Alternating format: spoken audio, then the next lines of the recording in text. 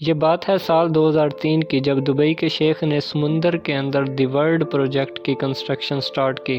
سمندر میں 300 آئر لینڈز بنانے کا یہ پروجیکٹ ارتھ شیپ میں دکھنے کے لیے بنایا جا رہا تھا، جس میں لگژری ویلاز، ہوٹلز اور بیچ ریزورٹس کے ساتھ ساتھ وہ سب کچھ بنایا جانا تھا جس کا اندازہ لگانا بھی کافی مشکل ہے۔ یہاں تک کہ جب اس پروجیکٹ کی ایڈورٹائزمنٹ ہو رہی تھی تو اس میں دی ورلڈ کو دی لینڈ آف پیراڈائز یعنی جنت کی زمین کا لقب دیا۔ لیکن اس پروجیکٹ کے کمپلیٹ ہونے کے 12 سالوں کے بعد بھی آج تک یہ آئر لینڈ سمندر میں ویران کیوں پڑے ہیں؟ دنیا کی مہنگی ترین سیلیبریٹیز سے ایڈورٹائزمنٹ کروانے کے باوجود بھی دبئی کے شیخ کا خواب کیوں ادھورا رہ گیا؟ یہاں آخر ہوا کیا تھا؟ ہمس ٹی وی کی ویڈیوز میں ایک بار پھر سے خوش آمدید۔ 2003 میں دی ورلڈ پروجیکٹ کی کنسٹرکشن پر کام شروع کر دیا تھا، جو کہ دبئی کے ساحل سے 3.5 کلومیٹر دور ہے، اور یہ پروجیکٹ سمندر کی تیز ترین لہروں کو روک کر بنایا جا رہا تھا۔ دلچسپ بات یہ ہے کہ کچھ امیر لوگوں نے یہ آئر لینڈز بننے سے پہلے ہی خرید لیے تھے۔ جی ہاں دوستو، یہاں پر چھوٹے سے چھوٹے آئر لینڈ کی قیمت $15 ملین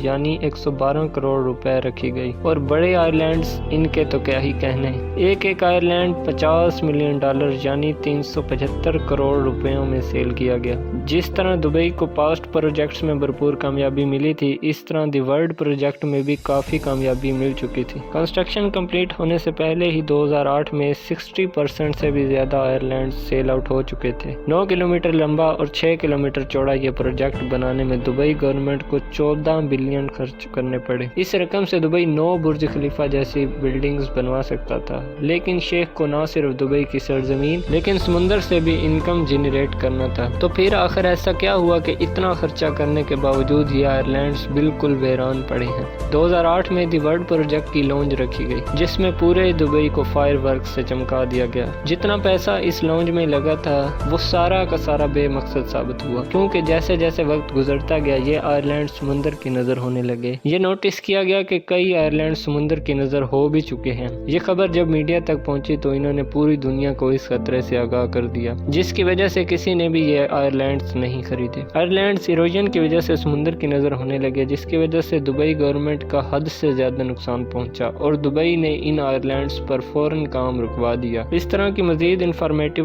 ویڈیوز حاصل کرنے کے لیے میرے چینل کو سبسکرائب کیجیے۔